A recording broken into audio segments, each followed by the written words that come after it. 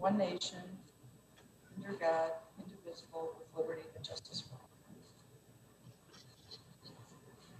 all.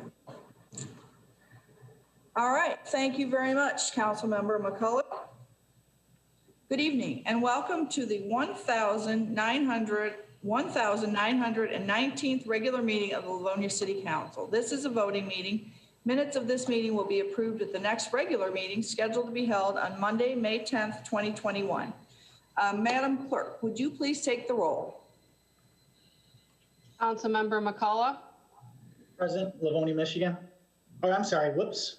Hey, is that right? No. Yes, you're right. Yes, present, Livonia, Michigan. Councilmember Donovic. Present, gone on military duty. And I believe Councilmember Jolly is not on, correct? Okay. Councilmember Toy. Here, Livonia, Michigan. Vice President Barr. Here, Livonia, Michigan. Councilmember White. President, Lehigh Acres, Florida. President McIntyre. I'm here in Wayne County, Livonia, Michigan, Livonia City Hall. Thank you very much, Madam Clerk. So I think we're missing Councilmember Jolly this evening. All right, at this time, we go to presentation of the minutes for the 1918th regular meeting of the City Council that was held on April 12th, 2021. Council. So moved. Was that you, Councilmember McCullough? Yeah, so it was Toy and support from McCullough. Got it, thank you. If there are no corrections or edits to the minutes, then, or none from anyone else, then Madam Clerk, if you would please go ahead and take the vote on approval of the minutes of the 1918th meeting of April 12th. Councilmember McCullough. Aye. Councilmember Donovic. Aye. Councilmember Toy. Aye. Vice President Barr. Aye. Councilmember White. Aye. President McIntyre. Aye, and the minutes are approved by all 6 members of council present this evening. This time I go to the council. If anyone has any announcements or tributes or personal recognition they'd like to make, now is the opportunity to do so. Councilmember Donovic. Thank you, Madam President. I wanted to wish my little brother, Johnny Donovic, a happy 13th birthday. He made sure to give me a call the day before yesterday and to remind me so I wouldn't forget his big birthday. So happy birthday, buddy. I love you. Thank you, Madam President. Very nice. Anyone else? Councilmember Toy. Thank you, Madam Chair. Councilman Jolly isn't here this evening, but I hear he has a birthday, so I'm sure we all want to wish him a very happy birthday, and hopefully he's enjoying himself on his birthday. Yes, happy birthday to Councilmember Jolly, wherever he is. Anyone else? All right, I do have some other birthdays that I would like to inform the council and those following along at home. Would like to wish our current council vice president, the Honorable Scott Barr, a very, very happy birthday coming up on May 6th. Happy birthday, Vice President Barr. I think this is 1 year past a milestone birthday, so still hard to believe. We'd also like to wish our mayor, the Honorable Maureen Miller-Brazen, a very, very happy birthday on May 8th. And on May 9th, we'd like to wish our former council president, James McCann, a happy birthday, and also a very happy birthday to Dave Varga, our Director of Administrative Services.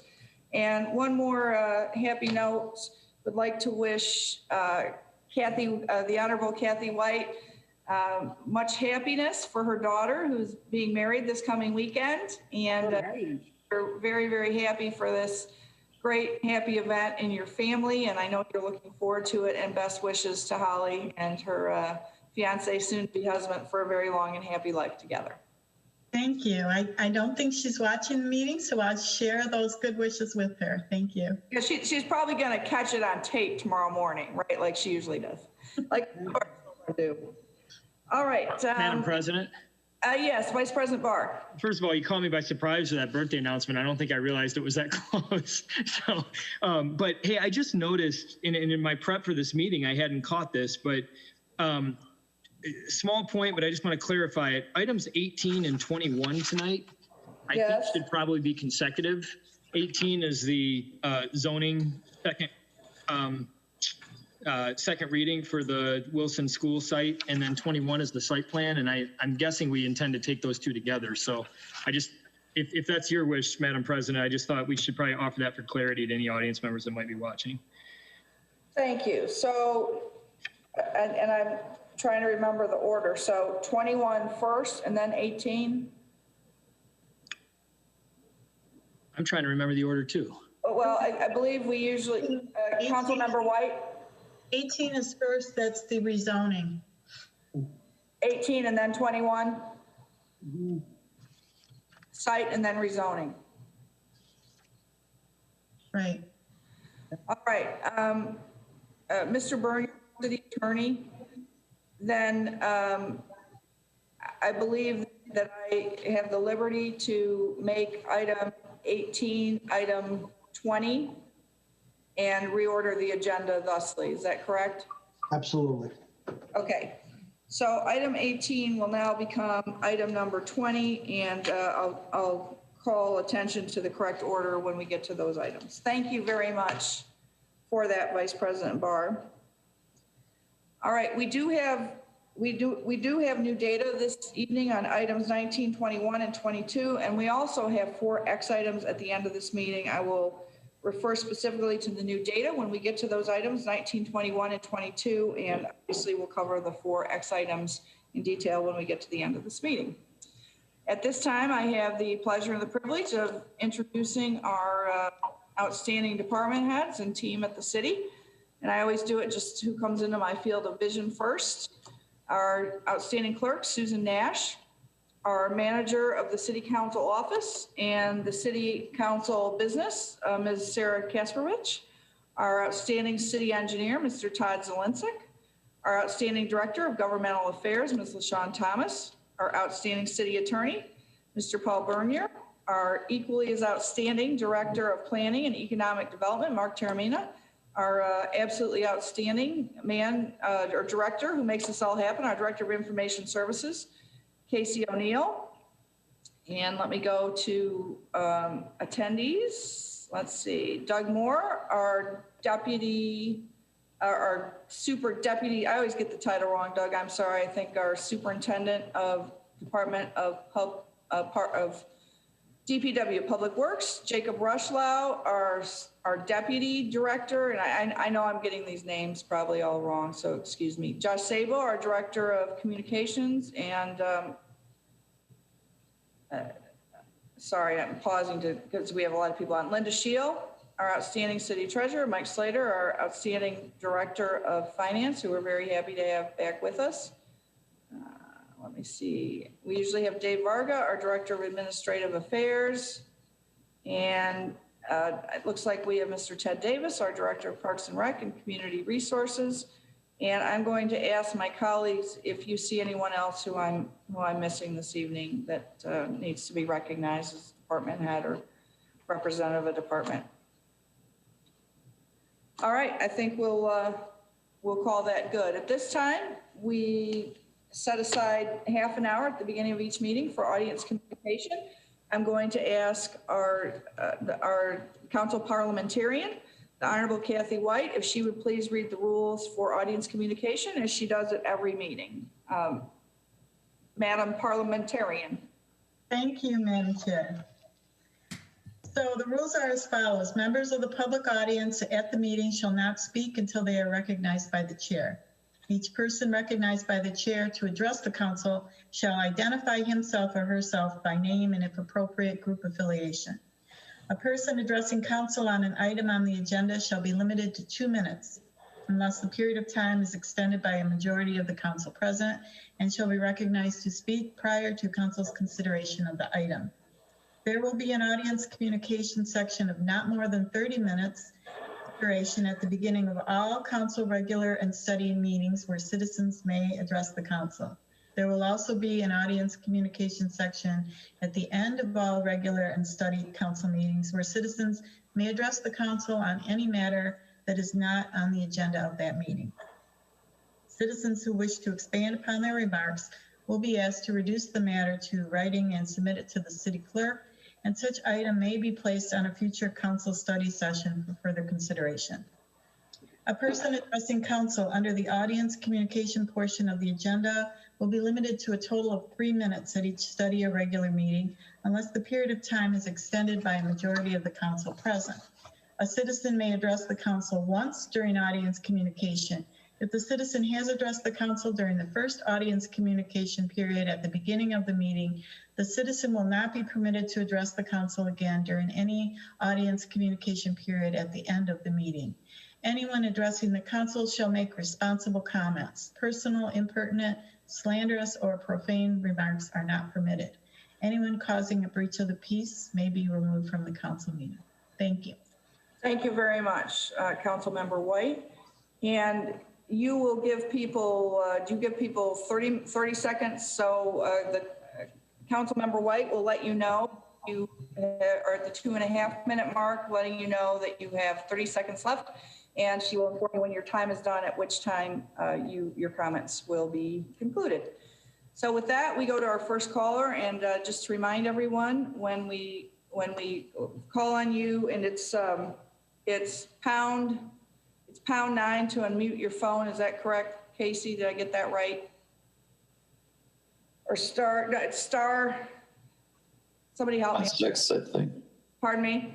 Pound 6. Pound 6. Pound 6 to unmute your phone. And so if you're on by phone, I'll recognize you by the last 4 digits of your phone number. And with everyone who speaks, we'll ask you to provide us with your name and your address. It is now 7:13, so we will conclude audience communication at 7:43, our first session. All right, and first we will go to a call-in participant whose last 4 phone number digits are 8038. You should be able, 8038, to unmute yourself. Try that again. All right, good evening. Good evening. My name is Michael Hayes. I live at 1798 Norwich in Livonia. My comments are in regards to later on when you're going to discuss the Mr. Hayes? Yes? Mr. Hayes, I'm sorry. The audience communication is for people who wish to address the council on an item not on this evening's agenda. We will ask you to stay with us, and we'll welcome your comments during the agenda item you wish to speak to. I'll go back in mute. All right, thank you very much. And I'm sorry, it is *6, not #6. I said #6 and got everyone off track. So it's *6. Is there anyone else who would like to address the council this evening on any item not on this evening's agenda? Now is your opportunity to do so. Let's see. I'm having a difficult time scrolling down for some reason. I don't know why. I'm looking to see if there are any hands raised. All right, calling once, calling twice. Last time for calls for audience communication. And seeing no hands up, we will proceed with the rest of our agenda. This evening, we do not have any reports from the mayor or other city officials, so we move on to the consent agenda. Items 1 through this evening on this evening's regular meeting agenda are on the consent agenda. That means that they're voted on as one item. It doesn't mean that they're any less important than any other items on the agenda, but rather when we reviewed them in our study meeting of April 12th, 2021, they were determined not to be controversial in nature, and thus they're offered for the consent agenda and voted on as one item. Council. Move for approval. Councilmember McCullough moves for approval. Do we have support? Support. Support from Vice President Barr. Madam Clerk, would you please take the vote on approval of the, on approval of the consent agenda? Councilmember McCullough, Aye. Councilmember Donovic, Aye. Councilmember Toy, Aye. Vice President Barr, Aye. Councilmember White, Aye. President McIntyre. Aye, and the consent agenda is, I'm sorry. Ms. President, I just wanted to point out there were two communications, A and B, from I think it was from finance reports from the city for council's consideration. Thank you. I'm so sorry. We will skip back there. The consent agenda is approved, and my mistake. I'm very sorry. Thank you, Attorney Bernier, for bringing that to my attention. So now that we have the consent agenda approved, we will circle back to reports from the mayor and other city officials, which I inadvertently overlooked. We had a communication from the Department of Finance dated March 29th, 2021, forwarding various financial statements for the city of Livonia for the month ending December 31st, 2020. And it's respectfully suggested that that item be received and placed on file for the information of the council. We also have another communication from the Department of Finance dated March 30th, 2021, forwarding various financial statements for the city of Livonia for the month ending January 31st, 2021. And it is respectfully suggested that that item also be received and placed on file for the information of the council. Thank you again, Mr. Bernier, for bringing that to my attention. I'm not sure how I missed it, but I did. Madam President, if I may, one Yes. quick thing I want to make sure was, since we're in communication, to remind everyone that we have an election next Tuesday, that there is a school bond next Tuesday, May 4th. Polls will be open from 7 a.m. until 8 p.m. and absentee ballots can be issued here at City Hall up until Monday at 4 o'clock. The Monday prior to the election will be open Saturday from 8 to 4. Anyone can come on if they don't already have a ballot. And you can drop off your ballot outside City Hall. We have the ballot box. There's also some people still like to use the red box, where they can come inside here where we have a ballot box available inside. I just want to remind everyone that we do have an election next week. Thank you very much, Clerk Ash. Really appreciate that. And it's one of those things, I think it's, certainly would have mentioned it or have invited you to do so had our minds been as Time's got away from us. I'm like, but May 4th is next week. So thank you so much. Appreciate that. All right. And now we move on to our unfinished business, beginning with meetings of the committee. The Committee of the Whole met on April 5th, 2021. And the subject matter was to discuss bond issues and financing in connection with the Livonia Public Schools. This is Council Resolution 75-21. The chair of that committee. My report is that we had the council, we had members of the council, members of the school board present at the meeting to discuss. It was an educational meeting only. The purpose of education, since the city council does not have any direct role, of course, in the city, in the school millage. I'm looking to see who I missed. Jim Jolly was not able to be with us that evening. We had the rest of the council. We had Linda Scheel, our treasurer, Susan Nash, our city clerk, Leo Neville, our assistant city attorney, LaShawn Thomas, our director of governmental affairs, and the other attendees were Andrea Oquist, the superintendent of Livonia Public Schools, Ellison Smith, the director of finance, Phil Francis, the director of operations. These are all for Livonia Public Schools. Colleen Burton, the president of the Board of Education, Dina Ode Reemerick, Stacy Jenkins from the Livonia Public Schools, and a person by the name of Jamie, whose last name we were not able to ascertain. But we convened the meeting at 7:01 and had a very thorough presentation and explanation of what this bond issue is allowed to cover, and the fact that it does not represent any additional tax burden for Livonia taxpayers. And with that, unless there are any questions or comments from council or the audience, we will, we're taking no further action. And now we go on to unfinished business, item number 15. This is a proposed amendment to the Livonia Code of Ordinances as amended. This comes to us from the Department of Law to amend section 350 of Title 6, Chapter 1, Animals, And this was Council Resolution 43-21. Resolution A would approve the first reading. Resolution B would deny the proposed amendment. Council. Madam President, Vice President Barr. I'd like to offer the denying resolution on this, please. All right. Do we have support? Support. Support from Council Member Donovan. Madam President. Vice President Barr. So I want to explain my reasoning for this, and I went into a little bit of this at the study meeting, but we had asked law to look into how our ordinance compared to other communities, both in the state and around the country, and to make any potential suggestions as to how it could be changed, and they did that. The report back to us indicated that we're quite consistent with communities both locally and around the country, and that our current ordinance really is adequate for what we ultimately want to do. This whole situation began with one reported instance of a resident who some residents felt badly for his dogs who were outside during the cold snap back in January. And one thing led to another to have us look into this to see if we needed to change our ordinances for animal care. Now, listen, I want animals cared for as well as anybody, but my contention is I believe our current ordinance already does that. And the situation that first started this whole thing, you know, our police were out there several times. Our animal control officers were out there, I believe 3 times, if my memory serves me correctly, during the course of that week. Each time reported back that they found the dogs to be warm and in good health.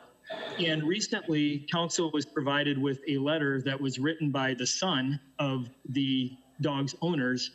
Very well written, well reasoned, lengthy letter detailing the care with which they take care of these dogs, which I think just further reinforces what our own animal control officers found, that these dogs are well taken care of. But all that aside, we've got this proposal tonight that would some would say strengthen our ordinance towards animal care in these conditions. And my opinion is just that this is an overreach. I mean, this ordinance, again, keeping in mind that what we have has been deemed adequate and consistent with what we see around the country, and this proposed ordinance goes to such detail as to how people are to shelter their animals. I mean, all the way down to defining how many inches the floor of a doghouse needs to be off the ground. It strikes me as just a total overreach. It strikes me as just something more to burden an already overburdened inspection department. And I think we have to be really careful as a council and as lawmakers in general to not just have this knee-jerk reaction that when there's a complaint to say, oh, there ought to be a law for that. Sometimes we need to step back, and sometimes restraint is the better way to go. And in this case, I think I really don't think we have an issue. I think our current ordinance is adequate, and I don't want to further burden our ordinances, our inspection department, or frankly, our residents with something that I don't really think is necessary for the care of the animals in the city. So that's why I'm offering a denying. Thanks.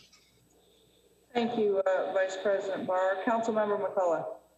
Thank you, Madam President. Obviously, in this situation, I still would like to offer a substitute resolution of I think that was A, to allow this to go through. Yes. A was. And then obviously for matters of discussion, if I may. So with that on the table. Wait. Go ahead. Excuse me. So at this time, if you're offering a substitute resolution, we need support, correct? Madam President? Yes. I guess I'd defer to law on this, but since the alternative to this would be a first reading, I think the proper thing would be to let this discussion continue, and if it fails, then there'd be a first reading. I'm not sure you get support for a first reading, but somebody can correct me if I'm wrong. If Council Vice President Barr is absolutely correct, if it's voted down by the council members, if his resolution does not pass, then it would automatically go to a first reading if it was offered by a member. Okay, but it would still need to be offered, correct? Correct.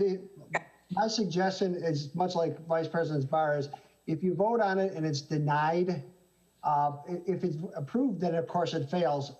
There's no need for a first reading. If it's denied, then if somebody offers a first reading, then we're at that point. All right, thank you for the parliamentary clarification, Vice President Bauer and Mr. Bernier. Councilmember McCullough. Thank you, Madam President. Just for matters of discussion on this, I'm a dog owner. I have two crazy yellow labs, and when overreach, I totally agree with Councilmember Vice President. So deep in the weeds that we're limiting people's choices and how that they would basically take care of their animals. However, the way that this is crafted, I don't think it's asking too much that the maybe 5 to 11 times on average that we have an advisory through the National Weather Service, whether it's a blizzard, a winter storm, a wind chill, a freeze advisory, that would, have this ordinance in place. In any event, if that does happen, then our animal control could issue a neglect. So I don't think that that's overreaching. And then the second, when it's the structure, that's just strengthening and kind of giving a little bit more description on proper, outside bedding. I totally am sympathetic to the fact in the letter that we did receive from the gentleman with the beagles from the Sun. And that's why I don't think we went too deep to assign any kind of temperature values. If we went and said, hey, anything below 15 degrees, I think we would have an issue. But again, if it's negative 22 degrees out, I think it's amicable to ask people to bring their animals in a climate-controlled environment. So again, this is something that I obviously brought up and asked for the recommendation. I think the way it sits is providing somewhat of an innovative ordinance to be on the books. And it's something that I will be voting in favor for. So I will obviously be voting against this, the current motion on the table. So I appreciate everybody's comments, but I think that this is something that we should do. Thank you. All right, anyone else on council? Councilmember Toy. Thank you, Madam Chair. A letter from the young man whose father has the beagles, pardon me, brought to light when I was very young and growing up here in Livonia. We had English setter dogs. They were hunting dogs. That dog never came in the house, whatever kind of weather it was. The only time it came in is what Councilman McCullough just described as a very severe weather warning, which, you hear on TV, bring your animals in, you hear, whether it's dogs, cats, or whatever. So the straw was her bedding. She even had 12 puppies out there. And I remembered that. And when that young man wrote that letter, I thought, oh my goodness, that's right. A hunting dog is a little different than a lot of other kinds of dogs and breeds. And I talked about this in the last meeting, depending on what breeds they are a lot of times. But I do appreciate law and the verbiage that they have given us. I think to this extent, it will help those people that may not think about, oh, maybe we do need to bring in that dog. Because I can remember my father bringing that dog in maybe twice in a winter. And our winters have been relatively mild. But for the safety of the animals and those that want to do that and have those choices, I think that this is needed right now. But I like the point of the hunting dog that the young man did bring up. It certainly brought back memories. Thank you. Thank you. Anyone else in council before I go to our audience? All right, see no one else in council, then we will go to 8038. There we go. Good evening. Oh, there we go. I apologize. I thought this was going to be, my topic is further down in the meeting. I'll mute. The leashes, correct? Yes. Yes, okay. All right. Do we have anyone else in the audience who would like to comment on this, this item, this agenda item? Agenda item number 15, for which Vice President Barr has offered a Resolution B, which would deny the amendment. Let me see, it looks like we do have someone else on. I'm having a hard time zooming through tonight. Maybe, there we go. All right. Phone number ending in 6618, and I'll remind you that it's *6 to unmute, and it looks like you're muted. Good evening. Hi, thank you. Carol McKee, 28984 Westfield Street, Livonia, Michigan. Thank you to the council president for calling on me and to the council for adding this topic to the agenda tonight. I especially want to thank Mr. McCullough for being the champion of this issue and taking steps to try and protect vulnerable pets in our community.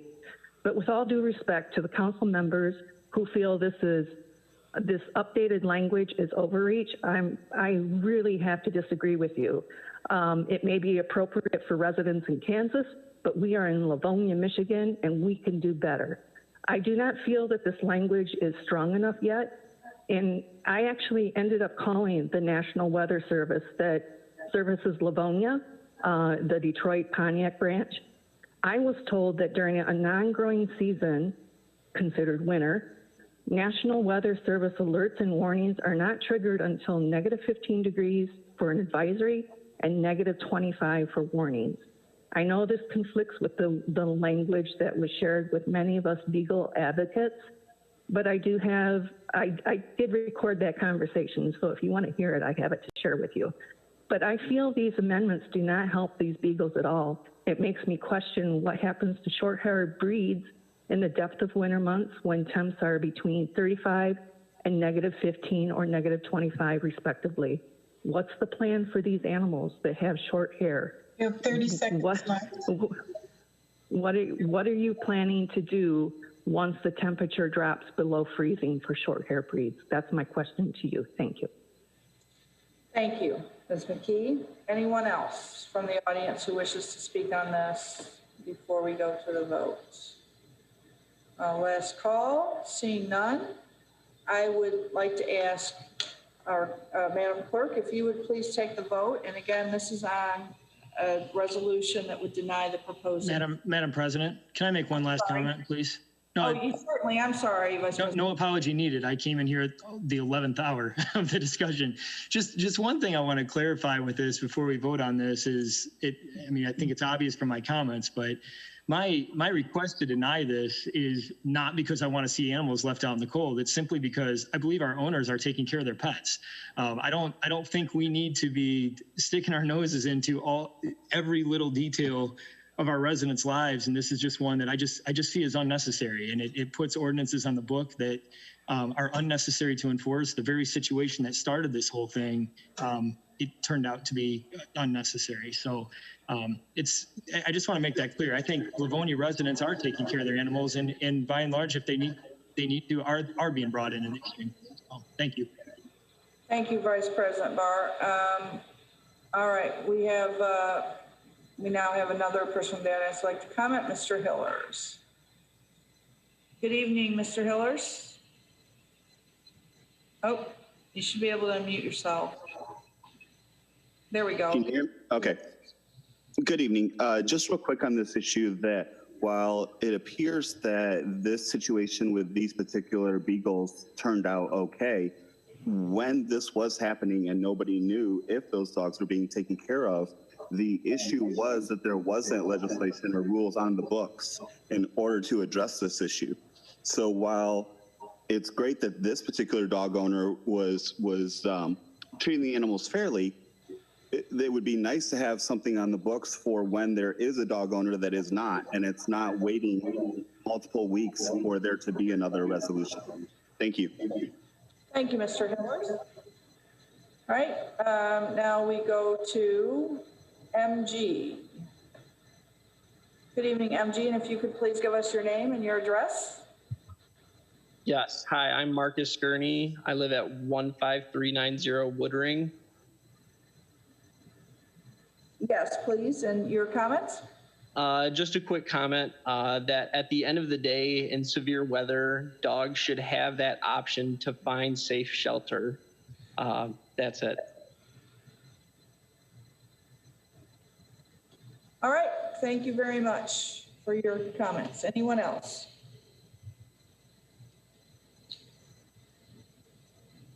All right, seeing no one else, Madam Clerk, at this time, and I've now called an end to comments on this. Madam Clerk, if you would please go ahead and take the on Resolution B that would deny the proposed amendment. Councilmember McCullough, No. Councilmember Donovic, Aye. Councilmember Toy, No.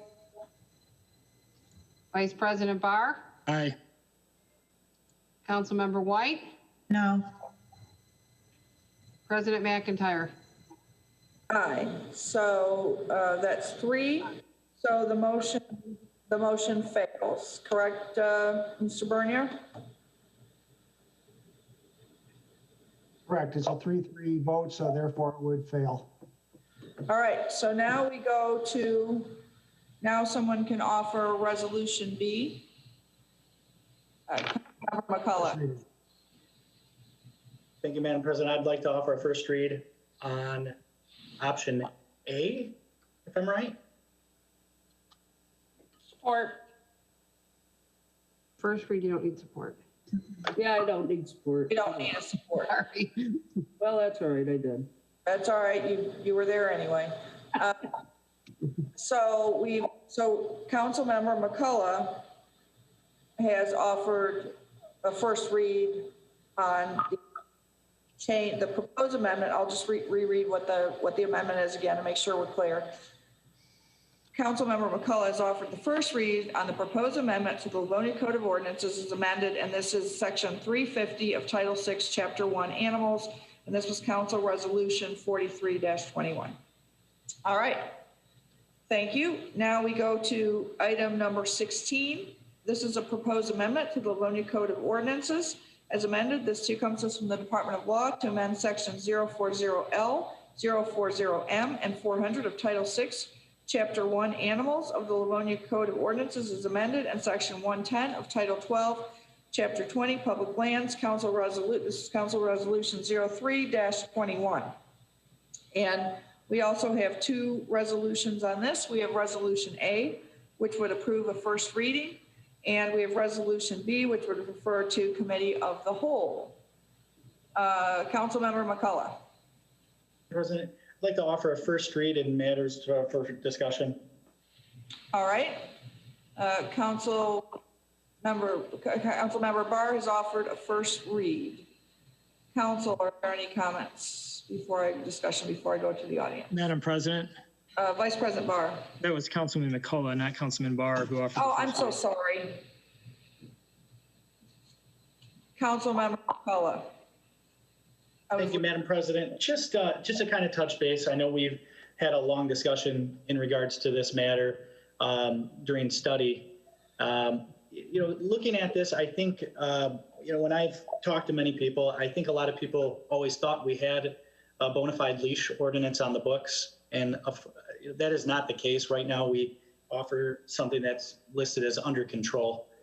And this is something that, it's a tough one because, we do live, in a kind of in a bedroom suburbia community, and we do offer the amenities such as a dog park. And, again, someone with 2 yellow labs, I always have my dogs on a leash, especially if I'm in public. This still protects people's rights to, obviously, on their private property. If you have a fenced-in lot, I'm letting them go outside. But, when you're in the thoroughfares and you're in the general public areas, I think it's only extremely smart to have some kind of a leash ordinance on the books. This is something that I'm happy to see get to this point, and I hope it gets through with first read. So thank you. Thank you very much, Councilmember McCullough. If no one from the council wishes to speak on this, I'll go to the audience, beginning with Mr. Stephen Johnson. Good evening, Mr. Johnson. There you go. You should be able to hear you now. Oh, thank you, President McIntyre and the rest of the City Council. The council has been aware of this issue for about 1.5 years. In that time, we've shared videos and information that clearly point out the dangers and hazards of loose dogs. We've shared with the council neighboring city ordinances that requires dogs be leashed when off the owner's property. This is a time for the council to move forward on this instead of depositing it into a committee. I don't think enforcement is going to be an issue. It's only an issue if we don't have an ordinance to enforce. I've found that the Livonia Animal Control very responsive in taking action when they can, such as in our parks. I would only ask the council to consider modifying the provision to allow dogs on others' property with consent to require the property be fenced in. Otherwise, this could be a big loophole that defeats the intent of the amendment. Thank you all for consideration. All right, thank you, Mr. Johnson. Now at this time, we go to phone number, last four digits, 8038. There we go. Should be able to unmute yourself. Try that again.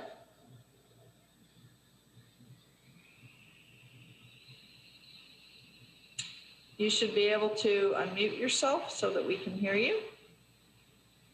There we go. Good evening. Good evening. This is Mike Hayes again.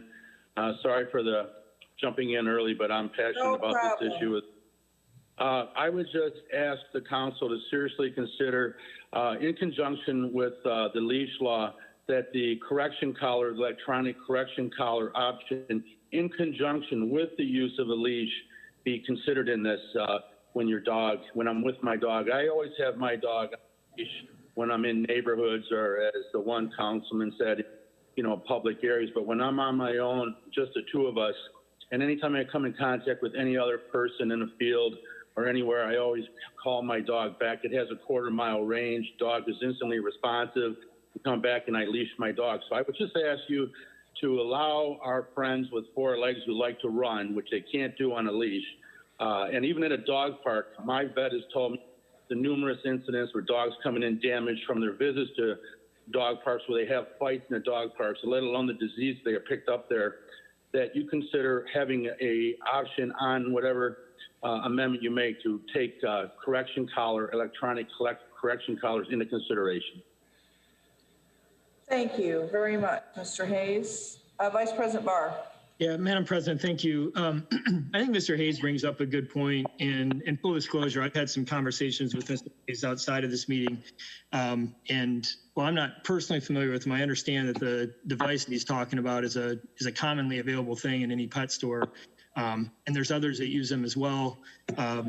And so I'm in favor of passing this leash ordinance change. But as I look at the language that has been proposed, what it says currently is the pertinent point I want to make is where it says, unless such animal is tethered to a suitable leash, which is securely held by a person of an appropriate age and discretion with the ability to control the animal. And then there's a sentence following that says the leash shall be of sufficient strength and length to restrain the particular animal.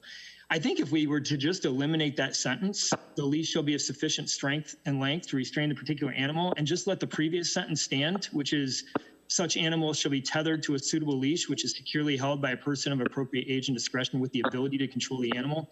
That's the point of the ordinance. And I think if we just let that stand on its own, it allows people who do exert reasonably control over their animals in a broader area, as Mr. Hayes has described. It allows that to happen while still meeting the intent of what we're looking to do. And actually, yeah, if we wanted to be even more specific, we could maybe say suitable leash or animal control device. But my point is that sentence, I believe, stands on its own and accomplishes what we want without having the sentence about suitable length. That would be my suggestion. Now, I have no idea how we handle that with something that's already been given a first reading. That's what I want to understand. Councilmember Toy. Thank you. If I may, that's why I was going to go to Mr. Bernier on that very topic, and also to clarify what Councilman Barr perhaps interpreted, if you could help us out on that. Let me let me start off with the first issue dealing with the collar. If it is council's intent, and when this was drafted at council's request, I'll be honest with you, I never thought of the idea of the shock or correction collar or whatever the common parlance is for that collar. I know that is often used by hunters to control the dogs in the fields. That does work if the person knows what they're doing and how to use it. And it's, from what I'm told, it's not a cruel thing either if it's used appropriately and trained properly. So quite frankly, I never even thought about the correction collar when we drafted this ordinance. If that is council's intention and wants to have that, what I would suggest is the wording be after the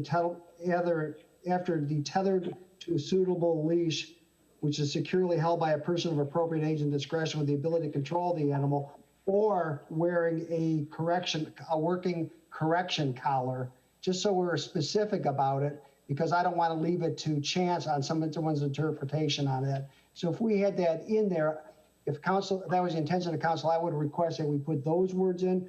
If that's the intent, to have a workable correction collar on it, and then do away with the last sentence, the leash be of sufficient strength and length to restrain it. I guess we could probably still leave that in if we had it as an option. Madam President.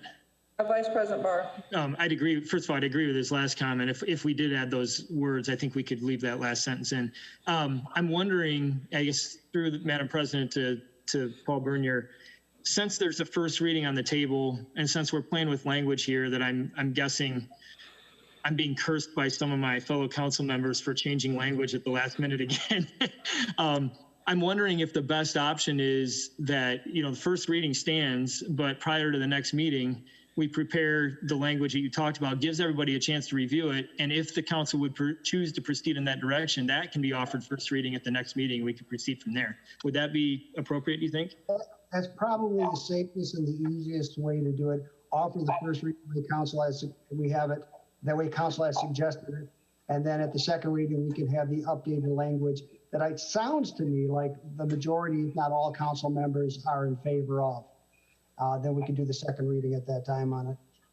Okay, so Madam President, I guess I don't know if that requires a motion, but it probably does. I guess I would make a motion that that law prepare a new ordinance language consistent with what we've just talked about for consideration at the next meeting, if I would have support for that.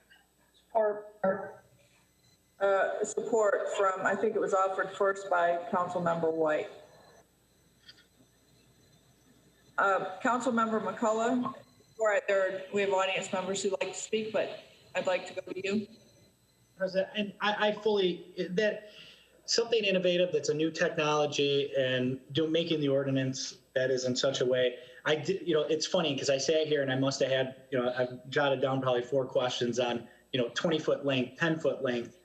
So no, obviously, as long as we have some kind of, I just want to echo that I do completely agree. If we keep the first read, let's have a couple weeks to discuss this and legal law draft something up and we look at it. So I'm fully in favor of doing such. Thank you. All right, this time I will go to the audience. And again, I'll remind you, if you're calling in, it's *6 to unmute yourself. I'll go to SC1.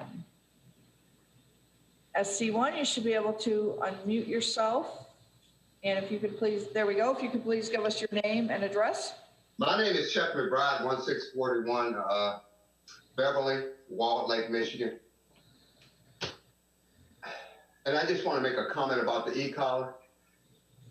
Guys, as much as it looks great, the e-collar is a difficult thing to work with. First of all, you have to know how to use the e-collar. The biggest thing about the e-collar, if it's real close when you correct, you can initiate a fight. You want to be real careful with that. You want to be real careful with that. The problem with the e-collar is no one knows how to use them. So even when I go out, people will tell me, but the e-collar doesn't work. Well, the reason is because they didn't have it tight. You have to have the e-collar not choking the dog, but fairly tight so the prong.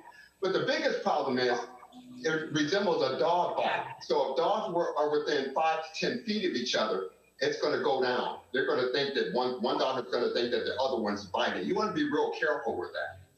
Now, the leash, the different size leashes, hey, that's great. That's a great idea because it gives people a little bit more room, 10, 20, 30 feet. the dog can run, they have control. And again, another thing that I want to bring up, a lot of times the dog is the one that gets killed, you know, because no matter what happens, the dog gets killed if it bites someone. So we want to protect the dog. That's about it in a nutshell, but be very careful with the e-collar. You're asking for problems there. I've done this for 56 years. You're asking for problems. The leash law, right, you know, with the 30-foot leash, 25th leash. The other thing that I wanted to say is we have to take into consideration when a dog isn't on leash, your dog might be great, but that pit bull coming down the street isn't. And if your dog isn't on leash, your dog is going to get bit, and you won't be able to control them, be able to catch them because they don't have a leash on. I just saved the dog's life because it was a leash on. They fell through the water and the ice. Thank God the leash was on. Because I didn't have to go all the way over to the hole where the dog fell in the ice. The leash was draping over the hole. Thank you. Thank you very much. It's your 2 minutes. Thank you. Goody. Next, go to Lori Bell Shook or Shoe. And I hope, please correct me on the pronunciation of your name. You should be able to unmute yourself. Good evening. It's Shook. Thank you. I live on Granada in Livonia. And this is something that I've talked to, or I actually emailed, I don't know what, Brian McCullough. But anyway, I hope you pass this. I'm not a fan of the electronic collar either. This is something that I've run into problems on my own block with dogs that are not leashed. And I know we want to make sure the caller previous, we want to make sure and take care of the dogs, but I also want to take care of myself because I've been approached by big dogs that aren't on leashes, and it doesn't make me feel safe. And I was surprised that there wasn't a leash law all of this time. So I hope you pass this. And as far as the electronic collar, even if somebody knows how to use it, I don't know that. All I know is there's 3 pit bulls down my block that aren't on a leash. And if they have an electronic collar on, I don't know that. I find it frightening. Thank you. I would like leashes in Livonia. Okay, thank you, Ms. Shook. Councilmember McCullough. President, just really quick, and I don't even know if this is more just of a jotted down or, you know, I know that Vice President Barr did refer to legal to look into this e-collar. The last caller, I think that was Chuck McBride, did bring up the fact that there are 20 to 30-foot leashes out there that, you know, can you pair that into that when you're doing the research just to put all options on the table? And I don't know how long the leash could go, but that does present something. And, you know, just to include it in there. I never knew that there was a 20 or 30-foot leash that's out there. But again, you know, this does bring up a lot of questions. Again, for everybody out there, the first read as of right now is still on the table. Legal is just going to look into some options to see if it's even feasible. So thank you. Thank you, Mr. McCullough. Mr. Bernier. I just wanted to say one thing as it pertained to what Councilmember McCullough indicated. When we were looking at this, we were talking about different lengths of leash, because if you go a lot of places, you see a dog has to be on a 6-foot leash, some places a 10-foot leash. We didn't want to be locked down to any particular leash, because if you go into a field sometimes, you'll see somebody with a 20-foot training leash. And we don't want to preclude that, because that training leash is a valuable tool in training an animal. So that's why we put down the wording, the leash shall be of sufficient strength and length to restrain that particular animal. So if you have a pit bull in the middle of a crowd, not to pick on the pit bulls, you don't want to have it on a 20-foot leash. That's not a sufficient length to restrain the animal. On the other hand, if you have a hunting dog in a field and you're training it to retrieve, the 20-foot leash may be appropriate. So that's why we left it in that way. So with council's permission, I would probably, when I draft this, we'll leave that line the way it is. And then at the end of the leash, where it's talking about tethering them to a suitable leash, and I have to look up the exact wording, we would put down or wearing a functioning correction collar, whatever the appropriate language is, we will add that in there for the second reading, if that's what council wants.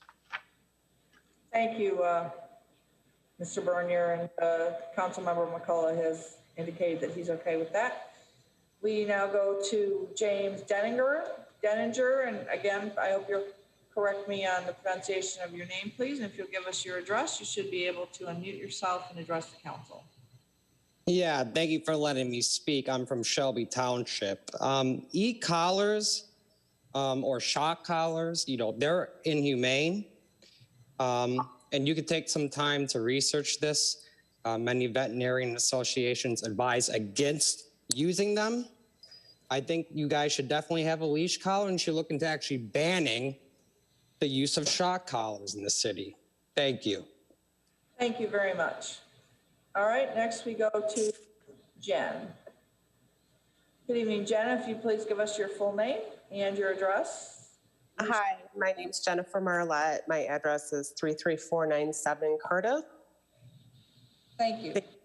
Thank you for giving me the opportunity to speak. I walk my every day with a e-collar and have one or two dogs on leashes that have tried to attack my dog, and I was able to control mine because of the e-collar. Prior to using the e-collar, I had a hard time walking my dog. I have like a 2-foot leash, so she doesn't have a lot of room to run because she's very strong and she can pull away from me. She's pulled away from me a couple times to chase deer. But with the e-collar, if she sees deer, she doesn't even go near them because she's trained with it. And that's without me having to shock her. She just knows when I tell her to leave it, she knows to leave it. And that would never be able to be done with a leash. So I hope that you put that language in for the e-collar. Thank you. Thank you. Thanks for taking the time to call in tonight. Anyone else? Last call for comment on this. All right, we've had a first read offered, and we've had a resolution offered, support and discussion on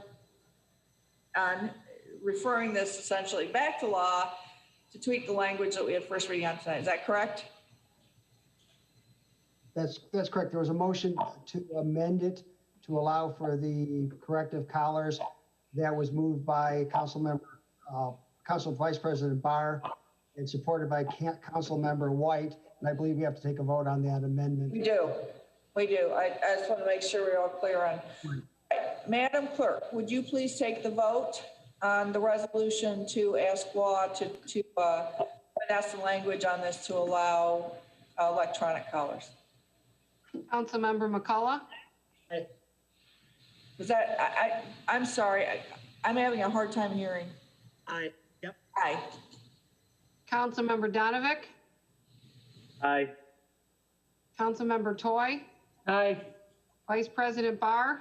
Aye. Councilmember White. Aye. President McIntyre. Aye, and the resolution is approved by a vote of 6-0, so we will be referring this to law, those adjustments as requested and discussed. And if I may, Madam President, sometimes if people turn off if they put it on mute when they're not speaking, it might help with some of the sound and some of the background. Yeah, I've noticed that we're getting background sound tonight, so thank you. All right, with that, we go on to item number 17, and this is a proposed amendment to the Livonia Code of Ordinances as amended. Two comes to us from the Department of Law regarding petition 2021-01-03-01 submitted by Anderson, Eckstein, and Westrick incorporated on behalf of Botsford General Hospital. Request to determine whether or not to vacate an existing public utility easement at 39000 7 Mile Road, located on the north side of 7 Mile Road between the I-275-96 Expressway and Haggerty Road in the southwest quarter of Section 6. And this was Council Resolution 85-21. Councilmember White. I'll offer first reading. Thank you. Councilmember White has offered first reading on this. Item number 18, this is a roll call vote. This is a proposed amendment to zoning ordinance number 543 as amended, coming to us from the Department of Law regarding petition 2020-08-01-05 submitted by Infinity Homes and Company requesting, okay, nope, I'm out of sequence here. This is now item number 20. So now we go on to the new item number 18, formerly item 19, which is an award of bid from the community, and this comes just from the Communication Department and the Department of Community Resources for the L Magazine agreement for fall 2021 through spring and summer of 2023 from budgeted funds. And I'd like to call your attention to new data that we have on this item. It is respectfully suggested that communication received from the Director of Community Resources dated April 14, 2021, forwarding print samples received from various bidders with respect to this item be received and placed on file for the information of the council. So moved, Madam Chair. Move approving. And do we support? Support. Support from Council Member McCullough. It looks like Mr. Sabo would like to address the council. Does any discussion from the council before I go to Mr. Sabo? All right. Oh, Vice President Barr. Please. Actually, Madam President, I raised my hand, but if Mr. Sabo wants to speak, go ahead and go to him first, and I'll speak when he's done. All right. Good evening, Mr. Sabo. Good evening, Council President McIntyre, and good evening, Council. I just wanted to provide a quick overview of what the new data that was provided. Basically, there were some outstanding questions related to what the design and typesetting concerns that we had between the two bids, what those actually looked like. And so the, as we had talked about in the previous meeting, the samples that were provided by the two firms that we've been discussing have been in the council office for a couple of weeks now. And then I provided some scans of those as well that I know that were included in the packet as well. So we appreciate your consideration of this item. Happy to answer any additional questions. I also know that Parks and Rec Director Ted Davis is also with us, and he would be happy to answer any questions as well as it pertains to the timeline. Because obviously this is a combined product between the Department of Communications and then Parks and Rec as well. All right. Thank you very much, Mr. Sabo. Vice President Barr. Madam President, thank you. For those who paid attention, you'll know that last time I was the one that asked this to be bumped to this meeting because we had a number of questions that we were struggling to get answers to. And so I thank Mr. Sabo for providing those samples in the council office. I hope each of you, with the exception of Rob, had the opportunity to get here and take a look at those in person. I also want to thank Mr. Sabo, Mr. Davis, and Kristen Hutchins for meeting me to talk through those things. I understand their desire so again, just to set the table for everyone who maybe wasn't paying attention before, who might be watching, what the Communications Department is asking for is to go with a company that we've worked with on this for years, but they're not the low bid. There's actually, when it comes to the design and the printing costs, there's a 25% difference roughly between this company and the lower bid. And I do understand their rationale for wanting to do that. We've got a company we worked with for a long time. I understand the value of having a solid working relationship, especially when you're working through design and typesetting issues.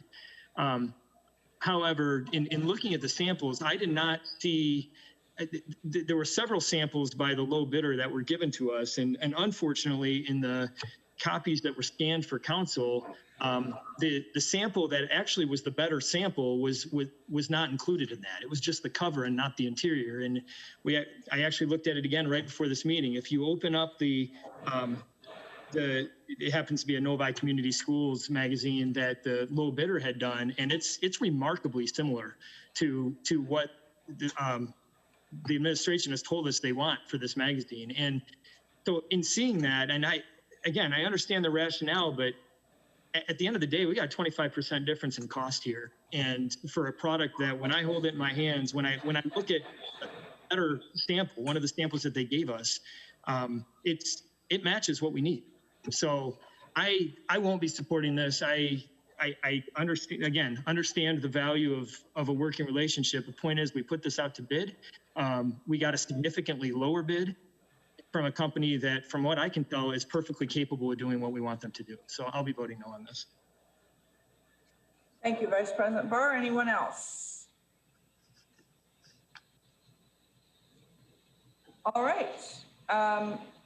There's no one else from the audience. Administration would like to speak on this. Madam Clerk, would you please take the vote? And again, voting yes is to go with ID and Enterprise. All right, we do have an out, and I make allowances because it is difficult sometimes for people to figure out how to get into the meeting. All right, we have last four digits are 7750. You should be able to address the council. Hi, my name is John Dixon. Address is in Big Rapids, Michigan. We are the low bidder on this project. And I just wanted to let the council know that, yes, I also picked up a copy of the L magazine. I was in Livonia today, and I'm actually on the way back home from Livonia now. And I have no doubt that we can produce this product in a quality fashion at the prices that we provided, the low bid. In addition to, we do all of our own work internally. We have all of the equipment at our printing plant. So I just wanted to state that as well. And that's all. Thanks.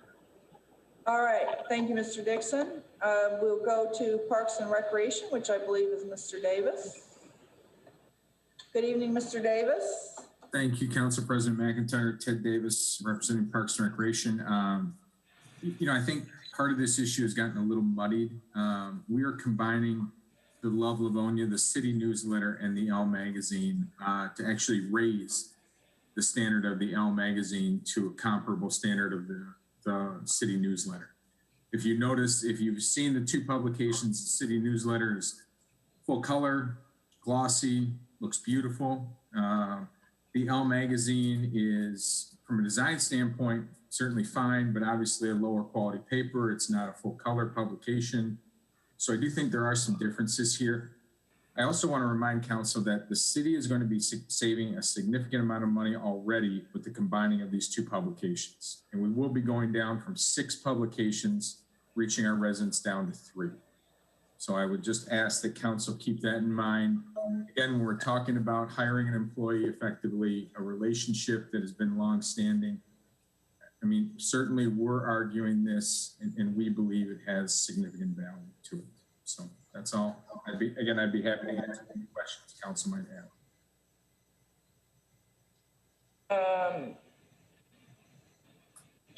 Council, we've got, I think that's Mr. Dixon who's back. Councilmember White, did Mr. Dixon still have time left on his counter?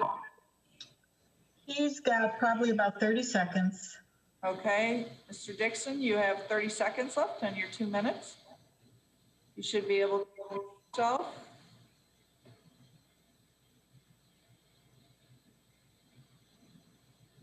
You're able to get yourself, Mr. Dixon, you should be able to.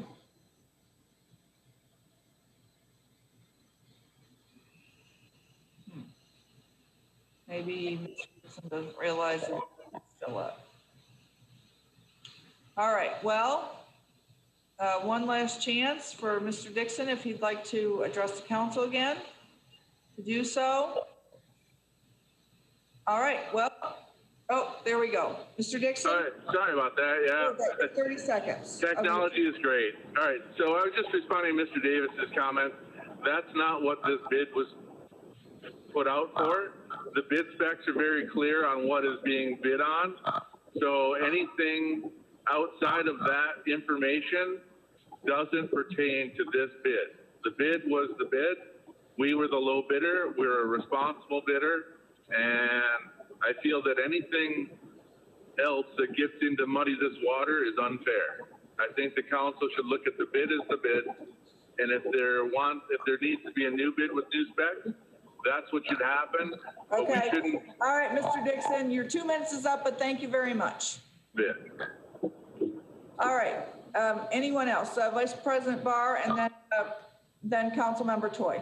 With all due respect to Mr. Davis, I actually think he probably muddied the waters more. I think this is very simple, folks. It's a question of how much is it worth to continue working with an existing relationship. And there's a value to that. There's no question. It's not a stupid request from the administration to do this. I'm not saying they're dumb for wanting this, okay? There is a rationale to that. It's just a matter of how much do you value that. Yes, there's savings in combining these publications. I think that's wonderful. If we go with IG Enterprises, I'll be a happy guy. We're saving money and combining these. That's great. It's just that it appears to me somebody's got their sound on. I'm hearing myself twice. Again, if you're not speaking, could you please mute? So yeah, there would be a savings there, but it appears to me that the low bidder has met the requirements of the spec, even from a design standpoint. If we look at their full body of work that was provided to us, I think they're capable of doing this, and we can save almost twice the money. So that would be saving with going with IG Enterprises. So, you know, is it worth 25% difference in that to go with the existing relationship? Perhaps it is, but that's the decision for each council member. And either way, we'll be saving money on this. It's just, for me, looking at the samples, I'd go with the low bidder. Thank you, Mr. Barr. And Councilmember Toy, you wish to comment? Yes, please. Thank you, Madam Chair. I appreciate all the comments all my colleagues have made.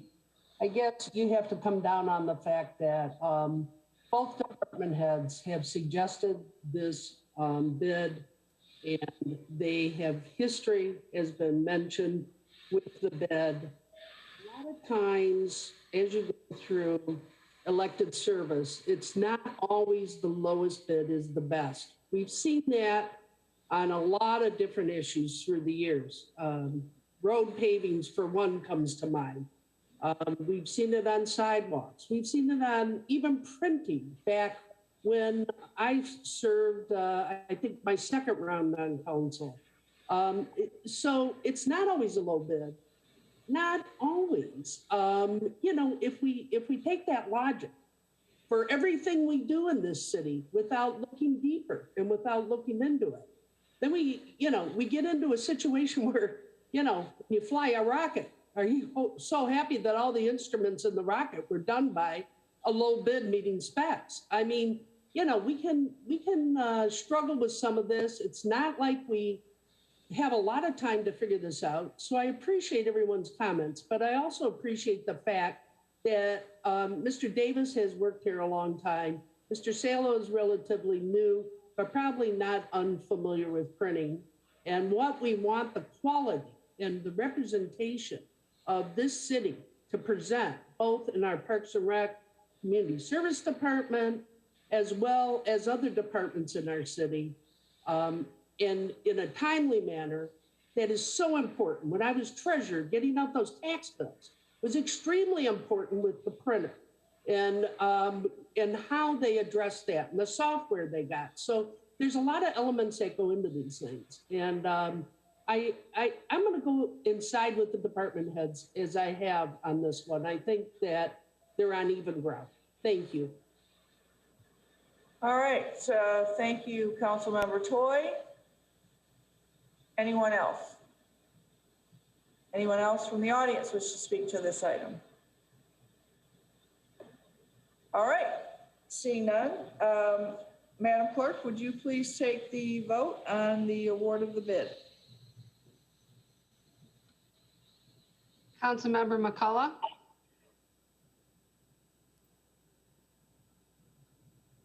Aye. Councilmember Donovic. Aye. Councilmember Toy. Aye. Vice President Barr. No. Councilmember White. Aye. President McIntyre. No. And the award of the bid is approved by a vote of 4-2. Thank you very much. All right. Now we move on to what was formerly item 20, which is now item 19. And we have new data. I think, do we have new data? Now I'm confused as to what we have new data on. Sorry about this.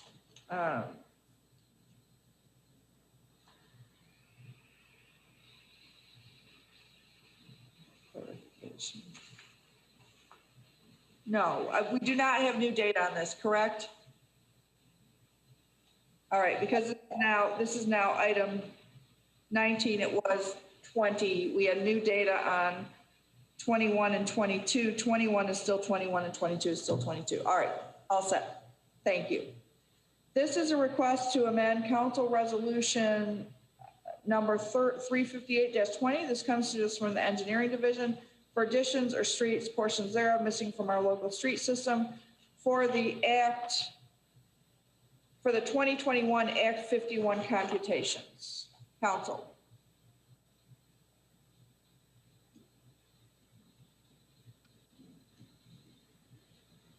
Councilmember White. I will offer an approving to amend Council Resolution 358-20 to add this. We have support from Councilmember Toy. Any discussion? All right, seeing none. Madam Clerk, would you please take the vote? Councilmember McCullough. Aye. Councilmember Donovic. Aye. Councilmember Toy. Aye. Vice President Barr. Aye. Councilmember White. Aye. President McIntyre. Aye, and the motion carries, and we will be amending Council Resolution 358-20 to bring our 2021 Act 51 computations up to date or correct them. All right, now we go to item 20, which is formerly item 18. Is that correct? All right. This is also a roll call vote. This is a proposed amendment to the zoning ordinance number 543. As amended, this comes to us from the Department of Law, petition 2020-08-01-05, submitted by Infinity Homes and Company, requesting to rezone the property at 28400 West Chicago Avenue, the former Wilson Elementary School site, located on the north side of West Chicago Avenue between Harrison and Middle Belt Roads, in the northwest quarter of Section 36, from PL Public Lands to R1 One Family Residential. And the first reading of this was given by Councilmember Rob Donovic on Wednesday, December 2nd, 2020. Councilman Donovic. Thank you, Madam President. Do I give a second reading for this? Or no, You offer a resolution for second read, correct? Yes, I'd like to offer a resolution for the second reading. All right. Do we have support? Support from Councilmember Toy. Madam President, if I may. Yes, please, Councilmember Donovic. Thank you, Madam President. I'm in support of this. This is close to me, a block away from me. I think this is a great idea for the fact that this property currently sits vacant, and we're able to welcome new residents to the city of Livonia, and specifically to the eastern side of Livonia, where we have some vacant buildings. And I think this is going to help increase the value of homes in our neighborhood and just make the lifestyle better on this side of Livonia. I'm excited to see the new homes. I'm excited to welcome the new families, and I'm excited to see the improvement to the park north of this neighborhood. If this project moves forward, we'll be expanding the parking lot to the north of it, and which will help alleviate some stress from traffic in the summer months when the pool is busy, when the park is busy. Currently, there's a lot of overflow traffic on the road, which makes it difficult to travel or to walk your dog or to go out with a family. So having a safe parking lot is just one more addition to a really beautiful project and some new homes that'll really make this neighborhood nicer than it already is. So thank you, Madam President. Thank you very much, Councilmember Donovic. Any other comments? Anyone from the audience? Councilmember McCullough. Thank you, Madam President. I want to commend the petitioner. There was some new data that came in kind of showing, I know the last meeting, I had a lot of a lot of issues with some of the sizes of the lots. Obviously, our R1 minimum is 60, but it was pointed out that certain neighborhoods and certain developments did range. And I was also glad to learn that, for everybody listening out there, that there will be a minimum of, I believe, 12 feet that's going to be between these homes. Again, as Mr. Donovic did state, this is a block away from him. This is 2 blocks away from where I grew up. I still remember playing street hockey on this site.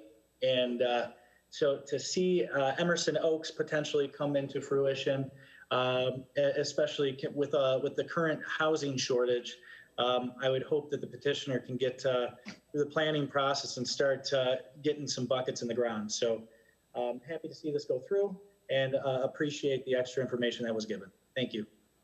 Thank you, Councilmember McCullough. Anyone else? All right. Madam Clerk, would you please take the roll call vote on this? Councilmember McCullough. Aye.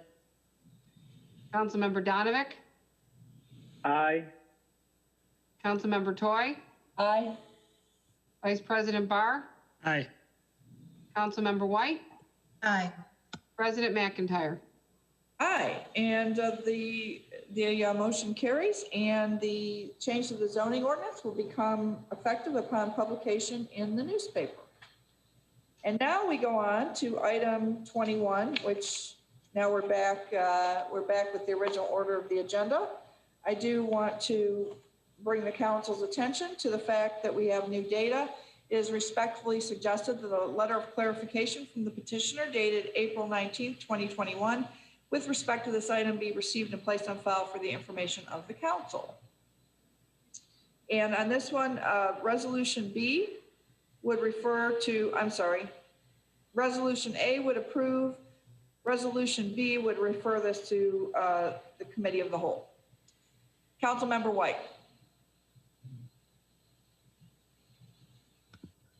I will offer Resolution A approving. Do we have support? Support from Councilmember Toy. Councilmember White, did you? I'm satisfied with the development, and I think we can, I'm prepared to move forward. Thank you. All right. Any other discussion?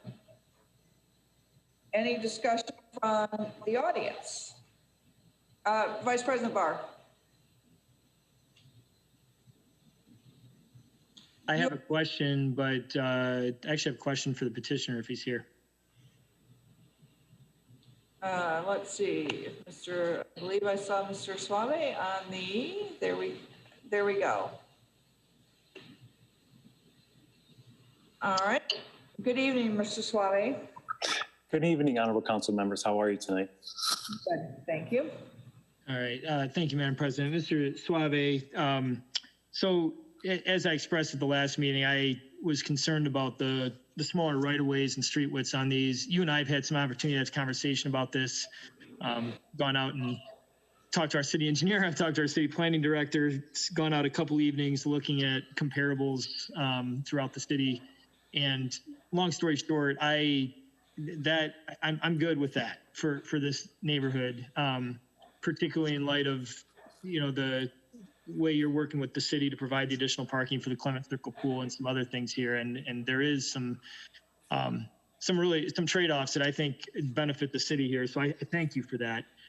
And overall, I'm very excited about this development.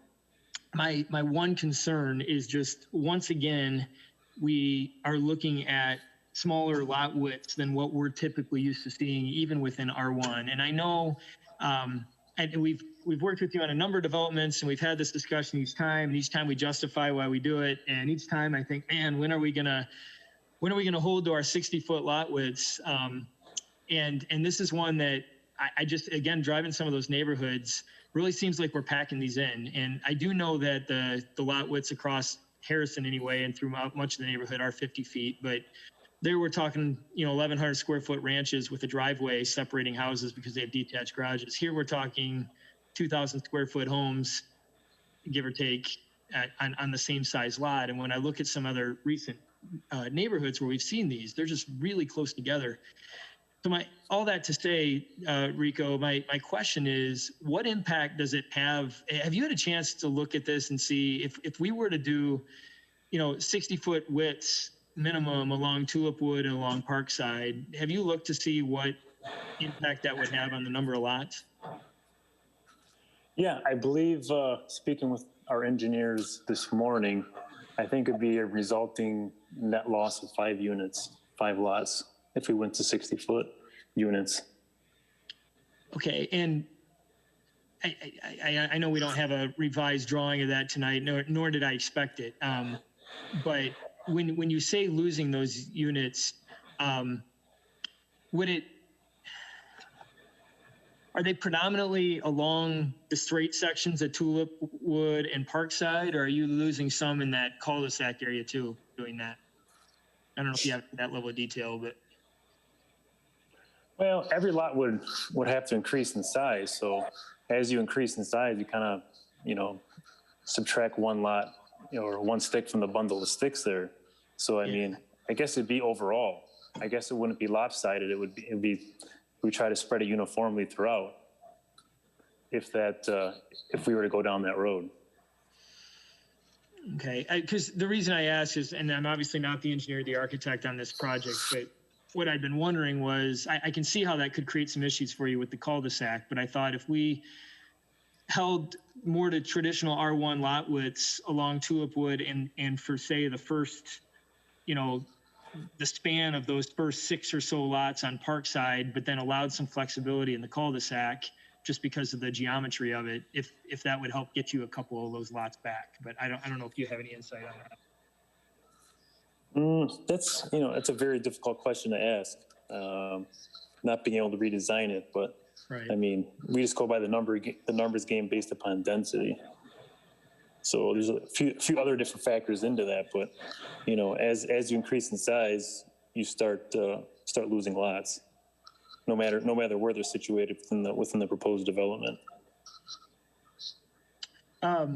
Councilman McCullough referenced this earlier, and I'm just looking at the drawing. You say, is it true it's 12 feet of separation between most of these homes? Is that right?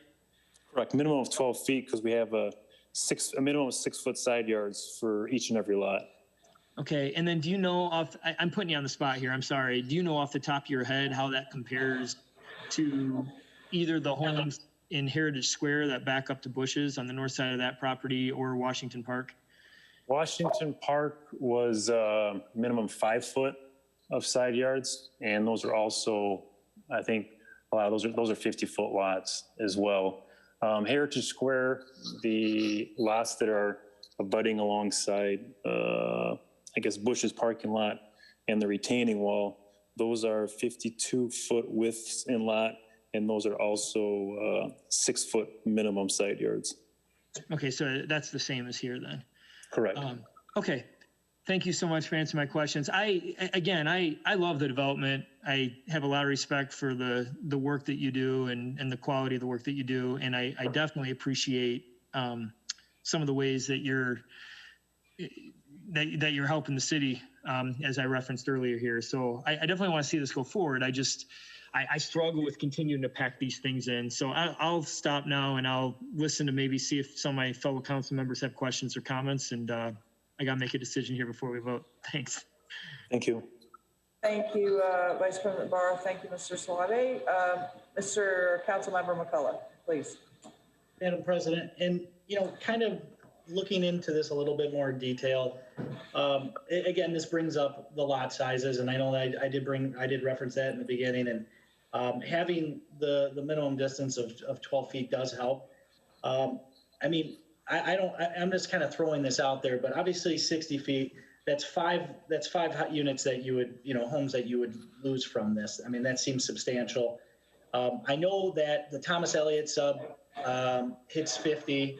The Pearl Wilson sub does show a lot of the frontage to be anywhere from, it's right around 55 feet of frontage. So I don't know. I mean, and I'm just kind of throwing this out there, but is there a chance just to bump all those units that you have that are currently listed at 52 feet of frontage, bump them up to 55, keep the side lots at 6 feet? You know, I don't have the math here, but you might lose, you know, one, maybe two homes, but at least that gains another 3 feet and keeps in synergy with the surrounding neighborhoods. You know, I'll defer to my colleague, the Vice President Barr, to see if that's something that he would potentially consider. But again, you know, we get one shot at this, and this would conform more with the surrounding neighborhoods. You know, I know that certain ones, the neighborhood right to the west, they do have some 70-foot of frontage, but those are different style homes that would be, you know, I know the developer, Rico, did make a point that, you know, there's a lot of detached garages in all these subdivisions, and these would be attached. So I don't know if that's something we could, you know, that would be amicable to, you know, looking at before we make this final decision. But again, I'd like to see, you know, I don't want to sit and delay this any further. I'd like you to get through planning and, you know, we're in such a housing shortage, you know, start getting these things there and get some more families into the city. So I'll throw that out there. Council member, I'm sorry. First, let me ask Council Vice President Barr if he wanted to respond to that before I go to Council Member Donovic. I'm good for now. Okay, Council Member Donovic. Thank you, Madam President. To Councilman McCullough and Councilman Barr's comments to the petitioner, if there was a change in lot size, would that potentially change you from being able to build the parking lot? Would we have to make the parking lot smaller? Would there be no parking lot anymore to the north? How would that be affected?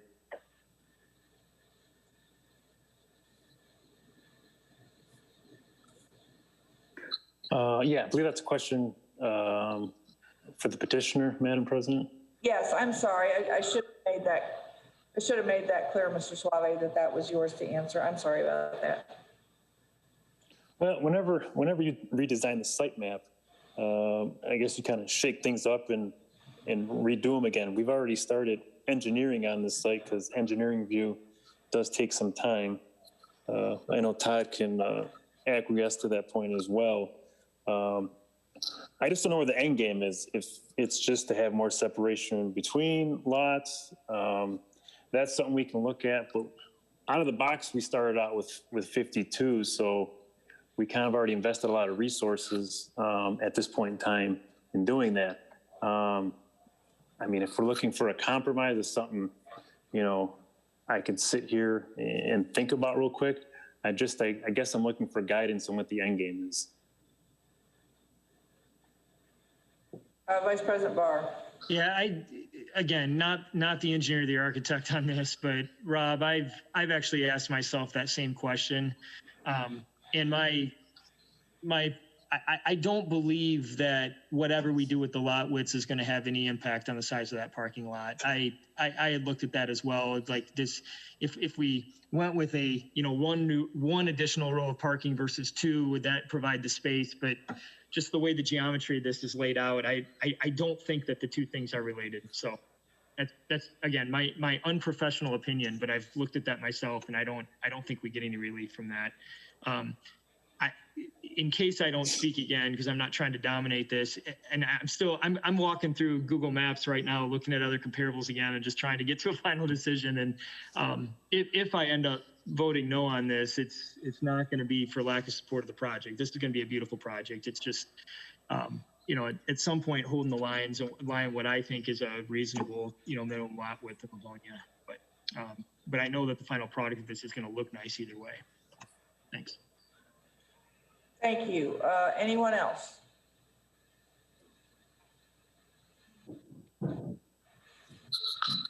All right. Mr. Suave, did you want to add anything else before we go to the vote? Nothing further. Thank you for the opportunity tonight, Madam President, and the rest of the council. Would anyone else in the audience like to speak to this agenda item? Vice President Barr, you have did you want to speak again?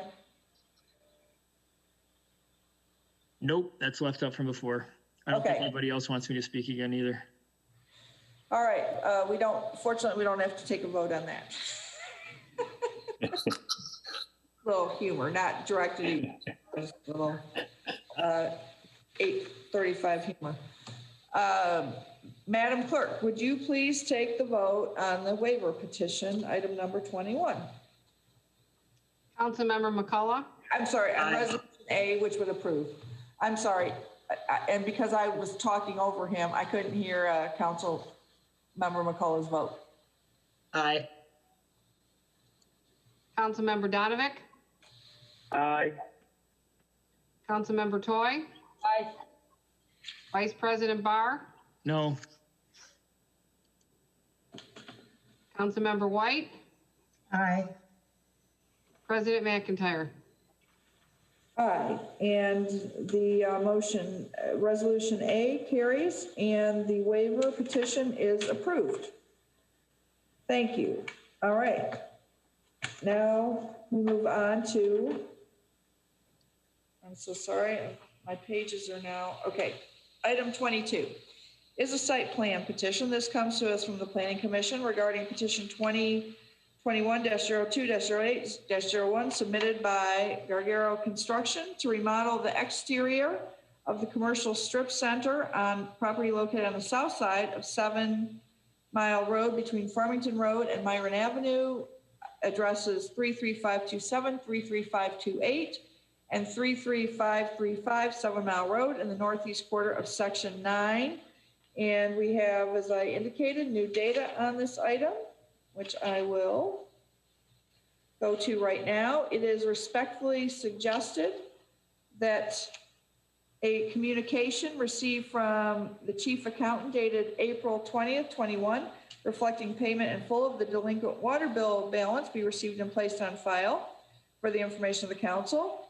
And we had another piece of new data, and this is item, the second piece of new data is respectfully suggest that a communication received from the chief accountant dated April 19th, 2021, regarding a delinquent water bill balance be received and placed on file for the information of the council. Council Member Toy. I'll move approving, Madam Chair. Support. Support from Councilmember Donovic. Councilmember Toy, did any of the council want to comment before I go to the petitioner? All right, Councilmember Donovic.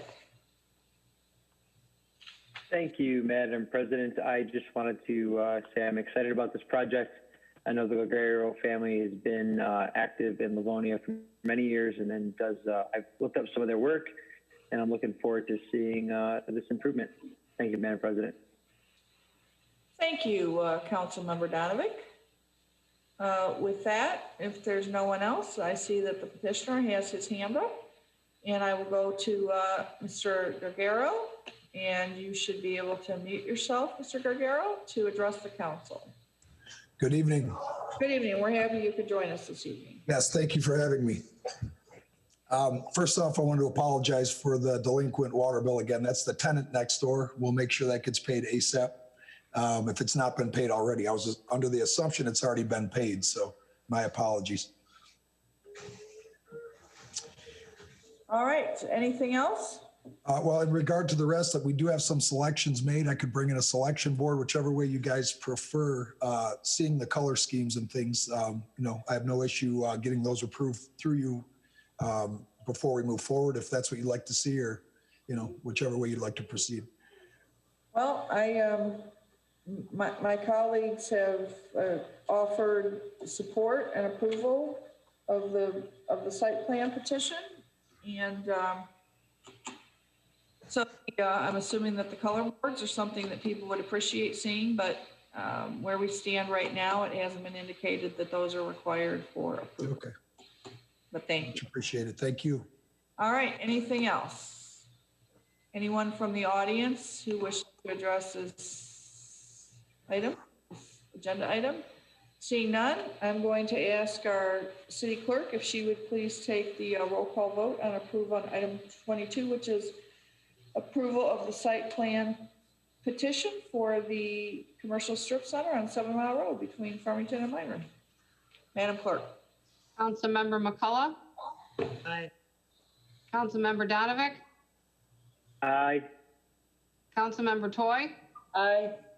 Vice President Barr. Aye. Councilmember White. Aye. President McIntyre. Aye, and it is approved by all 6 members of council here this evening. So the site plan petition is approved and may move ahead. Thank you. Now we move on to new business, beginning with item number 23, and this is a proposed ordinance to provide for the acquisition and construction of additions, extensions, and improvements to the water supply and wastewater system of the city of Livonia. And number 2, to provide for the issuance and sale of $6 million of revenue bonds, Series 2021, to pay the cost thereof. This comes from the Department of Finance for the DWSRF Drinking Water State Revolving Fund. And this is Council Resolution 37-20. Council.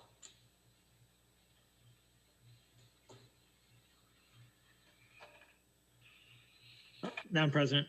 Vice President Barr. I'll offer an approving. Or is this first read?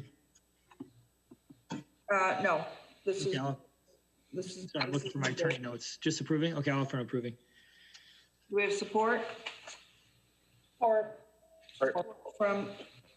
Support from Council Member Toy. No one from council has any comments? Do we have any comments or anyone from the audience or the administration like to speak to this? Seeing none. Madam Clerk, would you please take the vote on this? Take the vote. Councilmember McCullough. Aye. Councilmember Donovic. Aye. Councilmember Toy. Aye. Vice President Barr. Aye. Councilmember White. Aye. President McIntyre. Aye, and the motion carries, and the contract is awarded, and the request to authorize an additional appropriation and expenditure is approved for the water main projects related to the drinking water revolving fund revenue bonds.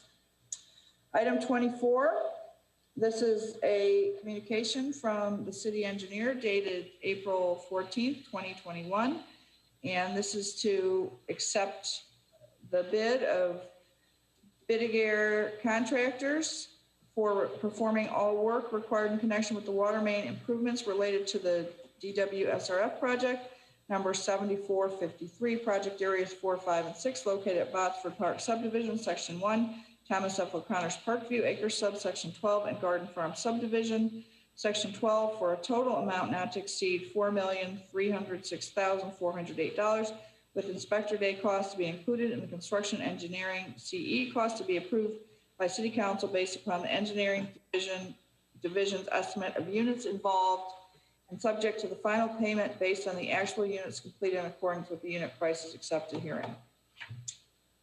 Councilmember Toy. I'll move approving, Madam Chair. I'll support. Support from Councilmember McCullough. Anyone from the council care to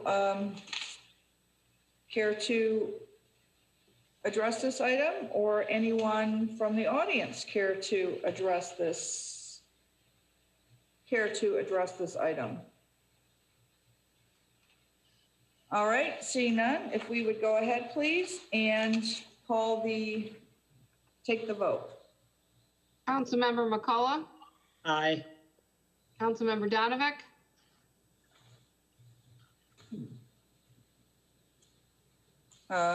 We may have lost Councilmember Donovic. It appears that we have. Councilmember Toy. Aye. Vice President Barr. Aye. Councilmember White. Aye. President McIntyre. Aye. And the motion carries, and we are approving the contract. All right. With that, we need a motion, I believe, to amend the rules to, yes, Councilmember Toy? Motion to suspend the rules, Madam President. Thank you. Do we have support? Support from Councilmember White. Any discussion? Seeing none, Madam Clerk, would you please take the vote on the motion to suspend the rules and allow us to go to our X item agenda this evening? Councilmember McCullough, Aye. Councilmember Donovic, Aye. Councilmember Toy, Aye. Vice President Barr, Aye. Councilmember White, Aye. President McIntyre. Aye. And the motion to suspend the rules carries. And at this point, we go to our X item agenda. Our first item is under unfinished business. This is an administrative response to Council Resolution 341-20. This comes to us from the Department of Law for a not to exceed price and list of recommended contractors to be utilized to complete the Edgewood Drive Emergency Sewer Repair Project. Councilmember White? I'll offer approving. We have support. Support from Councilmember Donovic. Support. Any discussion? All right, any discussion from the audience?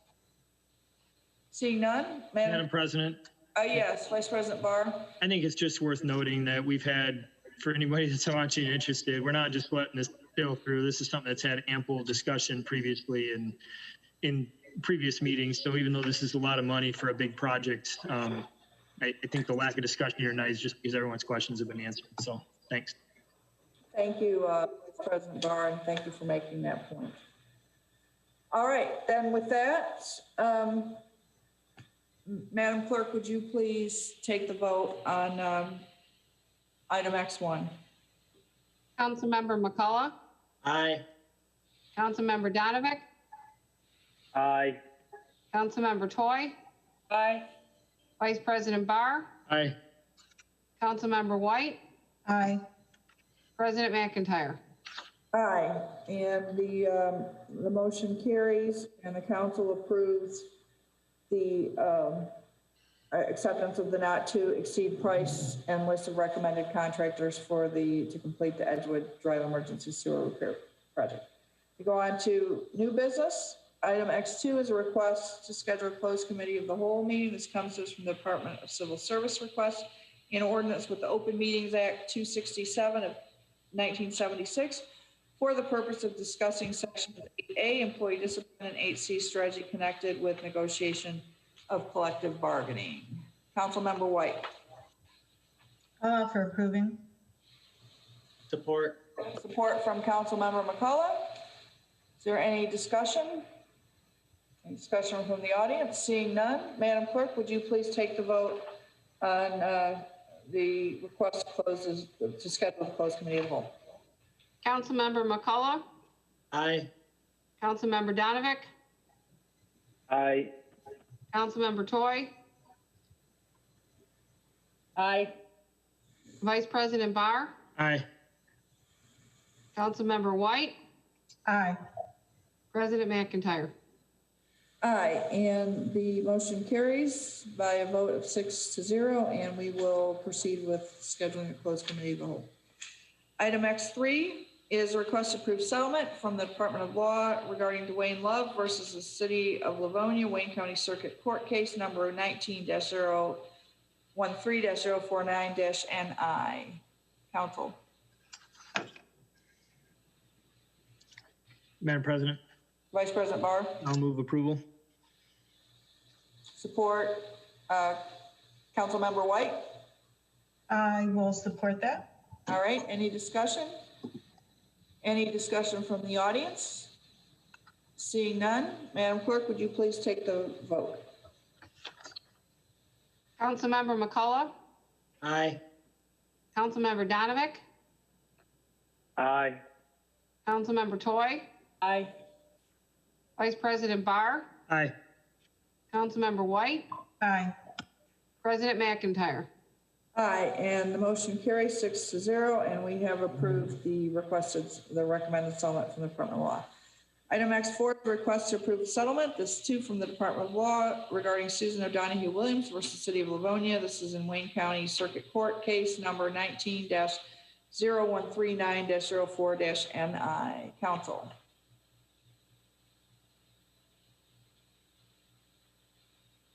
Madam President, I'll offer an approving if that's okay. Support. Support from Vice President Barr. Any discussion? Any discussion from the audience? Seeing none. If you would please go ahead, Madam Clerk, and take the vote. Councilmember McCullough, Aye. Councilmember Donovic, Aye. Councilmember Toy, Aye. Vice President Barr, Aye. Councilmember White, Aye. President McIntyre. Aye, and the motion carries 6-0, and the recommended settlement is approved. All right, at this time, we go back to audience communication. If there's anyone in the audience that did not communicate with the council during the first audience communication would like to do so now on any item not in this evening's agenda, now is your opportunity to do so. Calling once, calling twice, final call. Seeing none, council, I would entertain a motion to adjourn. Motion to adjourn, Madam Chair. Support. Support from Vice President Barr, and I think we can safely show 6 on that. And we are adjourned as of 8:53, and we will recommence at 3 minutes after 9. Thank you, and I'll remind everybody to go on mute and